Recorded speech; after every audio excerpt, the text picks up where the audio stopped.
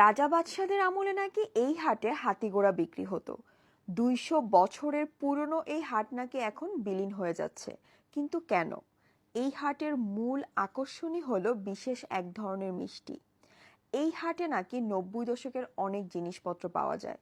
এই হাটে এমন কিছু দুর্লভ জিনিসপত্র পাওয়া যায় যা আর কোথাও পাওয়া যায় না। আসলেই কি তাই? আপনাদেরকে আজকে এই হাটটা ঘুরে দেখাবো। এই হাটের আকর্ষণের মূল কেন্দ্রবিন্দুই হলো পুতা মিষ্টি। অনেকেই বলে পুতা মিষ্টির জন্ম এখান থেকেই। তবে এখন অনেক জায়গাতে এই পুতা মিষ্টি পাওয়া যায়। নাস্তার টেবিলগুলোতে দেখছি ডালবাজির থেকে বেশি পরোটা দিয়ে মিষ্টি খাচ্ছে। আরেকটা মজার খাবার হচ্ছে এখানকার দই। এখানকার দইও নাকি অনেক বিখ্যাত।